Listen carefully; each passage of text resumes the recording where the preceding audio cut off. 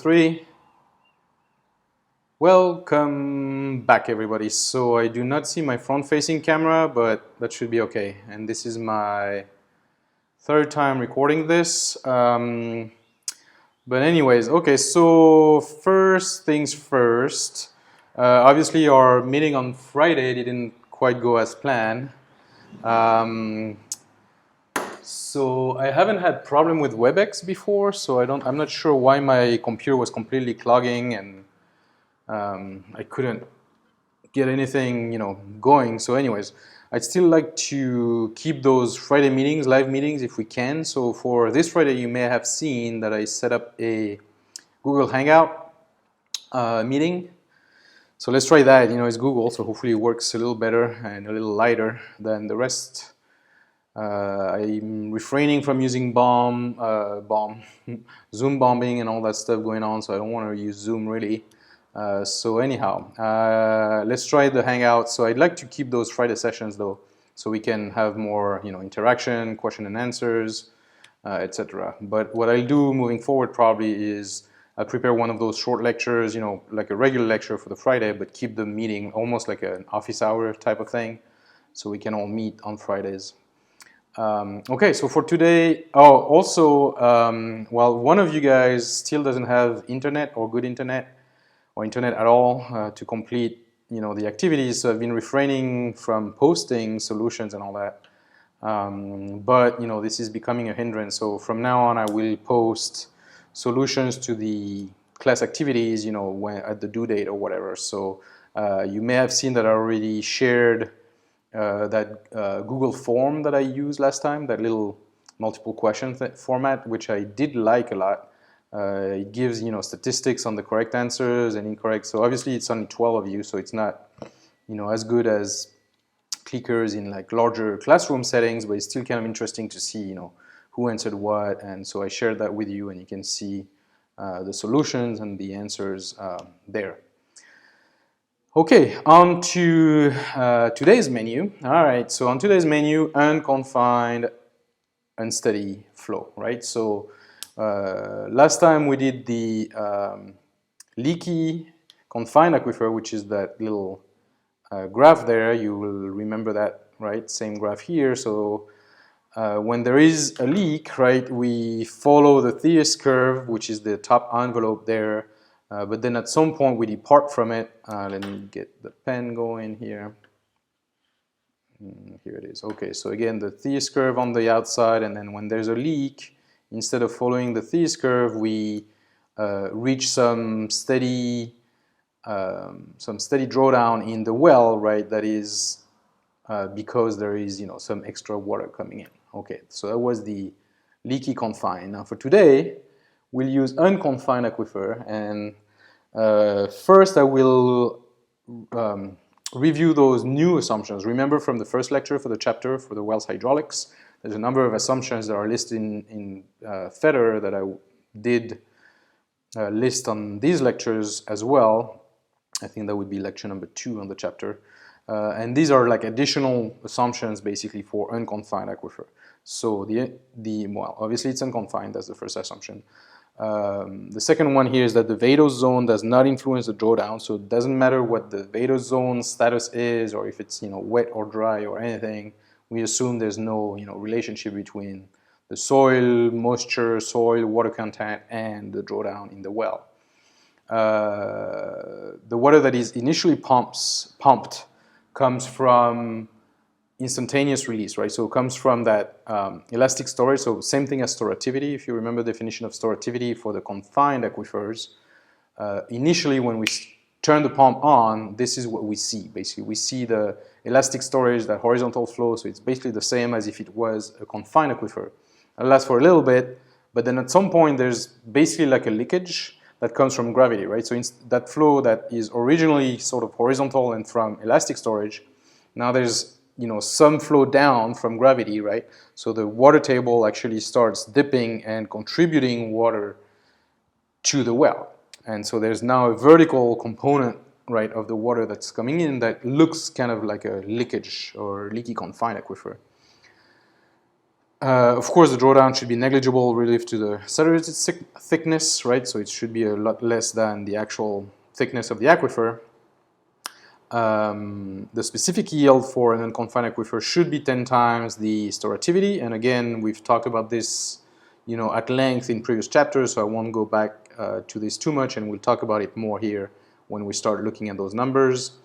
And something that's new here is that the aquifer can actually be anisotropic. And again, this is related to the fact that there is a vertical component as well as a horizontal component, and those two things sort of they're sort of separate and interacting at the same time. So at the beginning, again, we assume horizontal flow. At the end, we assume another type of horizontal flow, and in between, there's like a mix. So depending on what that leakage rate looks like, right, that vertical component looks like, we can actually determine what it is. And again, I'll show you this in a second here. Okay, so now what happens? So this is the unconfined aquifer Wells function, right? You'll remember that graphical methods. That's what I'll detail here today. And then on Wednesday, I'll do a lecture on slug tests and bail down tests, or other kinds of methods that we can use. But our regular sort of graphical user interface, graphical method is similar to before. But now you can see that on the right-hand side here, we have a new family of curves. So if you remember, this is on the left here, this is our leaky confined, right? So the Thies curve, completely confined up top, the envelope, right? Now, if there's water contributed from somewhere else, the drawdown is actually lower, right? I mean lower as in less big, right? So it's, the water is higher in the well, right? The drawdown is less. If there's water contributed from somewhere, and now in that unconfined situation, right, the water contributed is from gravity, that's what I said. So this is what that leakage sort of thing is, but it's now from gravity, not from actual leakage. And then ultimately, right, later on, everything stabilizes, right, and then all the flow is sort of at equilibrium, and we get back to a new sort of a Thies curve here. So now there's two envelopes, if you will, right? So here's a Thies shifted curve, and here's a Thies original curve. So now we have two sort of envelopes, and what that means that this new family of curve, or this new family of behavior on the right-hand side here, will be described by a new parameter. So now we have three parameters, right? Remember, from Thies was one parameter, just W of U. For the confined aquifer, we had two parameters, W of U, and then that leakage, rate thing. Now for the unconfined aquifer, we have three parameters, which is now what we call sigma, and I'll detail this in a second, and then we have two different time scales, again, the early time on the left and the late times on the right. Okay, now sigma again is analogous to a leakage rate for the leaky confined aquifer, but here it translates the vertical hydraulic conductivity, right? Instead of that leakage rate, remember the Darcy flux across the aquitard. Now here we have the vertical component of hydraulic conductivity instead, okay? At early times, it's just like a confined aquifer, so you get the storativity, again, this early elastic storage release, and transmissivity. Once you know your transmissivity from the early time, right, assuming you know the thickness of the aquifer, B, right, this is usually given, then you know your horizontal hydraulic conductivity, because T is horizontal times B, right? KB. So T is KB. So now we know KH, we know B, we know R, which is again the radius of, or the distance from the well to the observation well. Sometimes it's the radius of the casing, some radius. So the only unknown now, if we know sigma, once we fit sigma, when we fit sigma here, the only unknown will be the vertical hydraulic conductivity, which we can thus calculate. Now we have all those things. The last thing that we need to do is look on the right-hand side fit, with UB. So now we have UB, we have T, we have that time from the data, we have everything, so we can measure the specific yield. So again, early on, storativity, late on, specific yield, intermediate behavior, that Likens thing, is the vertical hydraulic conductivity. Okay, so let's take a look at an example. First, a close-up on that curve here, just so you have an image of it, right? So again, the sigmas here, that's what was missing on the previous slide maybe. Excuse me. That was a bit too small, but here you can see all those sigma, corresponding to those vertical hydraulic conductivity. So the higher the vertical conductivity, remember sigma is proportional to vertical over horizontal. So the higher the vertical hydraulic conductivity, right, the higher sigma is, and the more we go down these curves, right, so it's just like the lichens before, right, the more leakage you have, the faster you reach that, draw down, right, you don't have to go down so much, you just go down a little bit, and now you have a ton of replenishment from that vertical component, and then late time you get the B curve. So A-type curve, B-type curve, remember UA, UB. The envelope is a Thies curve here, and then this envelope is a Thies curve on the B, on the second time scale, basically, right? Okay, so here's the example. What you do? Now you have data, right? Again, remember data is drawdown versus time, right? So this is your actual data, again in log-log, obviously.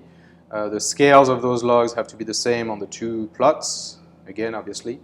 And here I already fitted them, right, by hand. So you move left and right, so until you find a fit.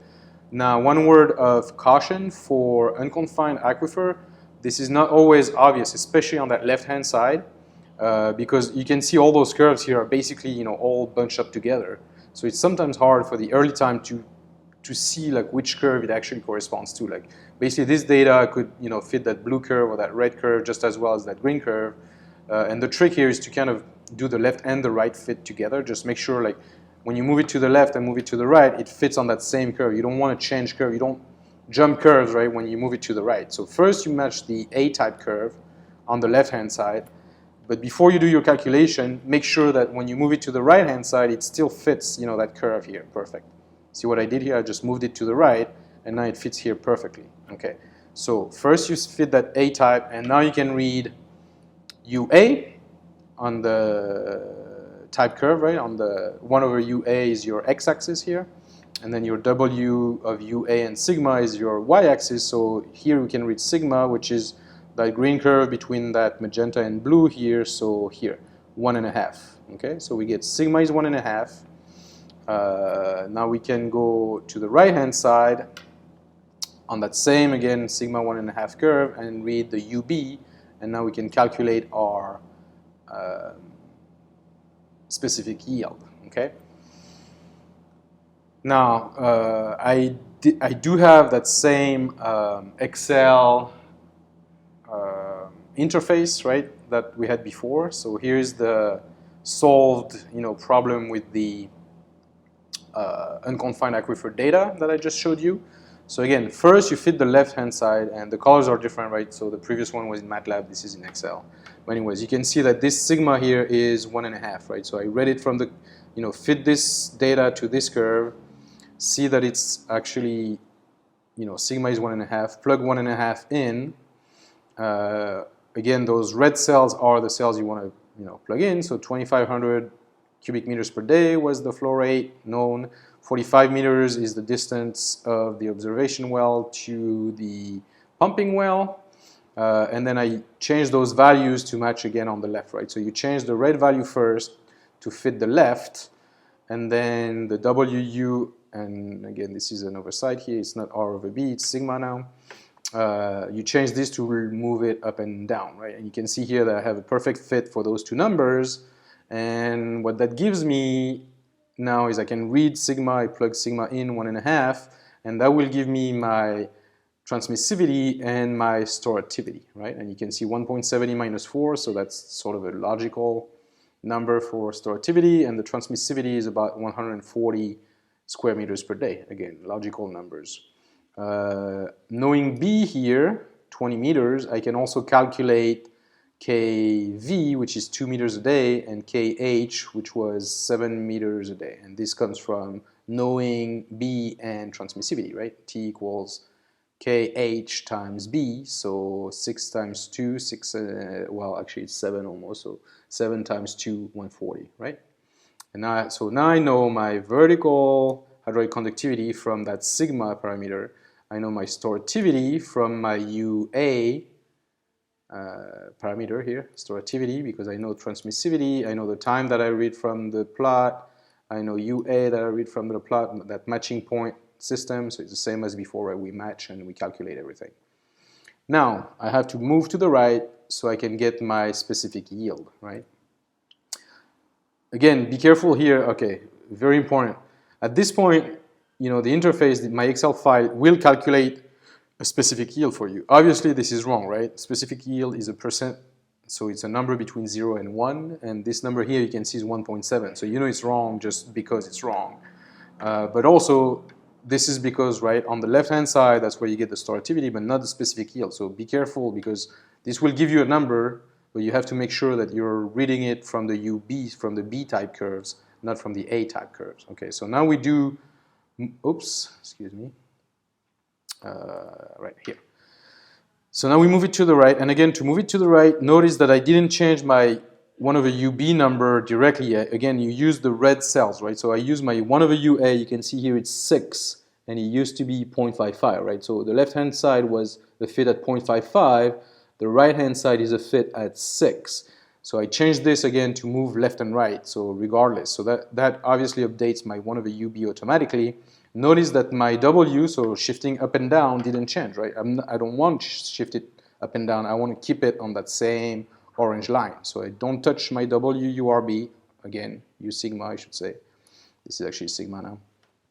But I changed my 1 over UA to shift my data to the right, and now that gives me a new number for 1 over UB, and now I can go and look at my specific yield, and you can see here 0.16, right, 16%. Which is, you know, a logical number for specific yield. Remember, specific yield is almost like porosity, right? It's whatever amount of water drains freely. So it's, you know, you're typically close to your porosity number, not quite, minus the retention. Blah blah blah. We've seen all that, but again, 16%, you know, seems like logical. Now, same note here for the storativity. This number now is completely wrong, right? 1.6 E minus 5. When it used to be, when it actually is 1.7 E minus 4. Again, remember, this is, now we're on the right-hand side, so we cannot use the storativity number, right? So, I mean, there would, you know, obviously I could update that in Excel and make some fancy, you know, functions in the background that would not, you know, let you do it, but this is a very simple interface. It will calculate storativity, but it will be wrong because now it will calculate it based on my, you know, the wrong time, basically. Okay, so I will update. So online in your codes folder, you have an updated Excel file that now has this unconfined, you know, interface in there, so that you can play with it and complete your assignments. Okay, so next time on Wednesday, I will describe the slug tests. Right here, I'm just going to introduce them a little bit. Probably just do this slide here, and then, you know, on Wednesday I'll spend the lecture talking about them. So slug tests are basically cheap versions of well tests, right? So typically a well test is expensive. You have to, you know, get people to come, you know, some heavy equipment sometimes if you need to drill some observation wells. So these are not, you know, always very easy to do. Now, slug tests and, again, counterparts or bail down tests are very cheap and quick. So a slug test, literally what you do is you put a slug in the well, right? So that can be a piezometer, that can be an observation well, or that can be your actual pumping well. But basically you introduced a slug of known volume, so it's typically like a big chunk of metal that will displace some water up, right? And then by a known amount, obviously. And then you look at the drawdown go back down, right? So you raise the water level in the well, and then you watch it go down. Now the bail down test is obviously the opposite, where you pump out, you know, some amount of water, so you lower your water table, or your water, you lower the water level in the well, and then you look at it go back up. But basically they provide the same information. There's two types of responses for slug tests. They can be overdamped or underdamped. I will mention those. So the overdamped, I believe it's overdamped. Oh, now I'm blanking.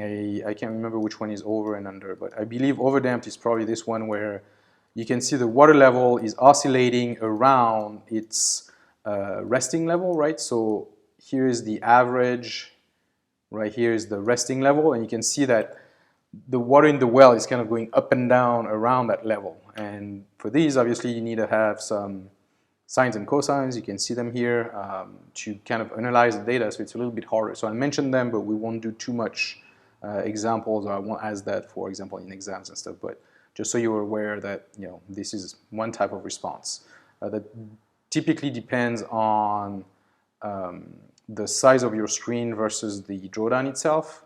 But the easier data is typically a data that, again, if you do a slug test, right, you raise your water in the well and then it kind of decreases, well, not constantly because it's like an exponential decrease basically, but it decreases with some sort of a, you can see here, this is a log on the y and linear scale on the x, right? So that tells you that the water goes down basically exponentially in time, but it goes down, regularly. It doesn't overshoot your level and doesn't do that oscillatory behavior. So it's a lot easier to analyze, obviously.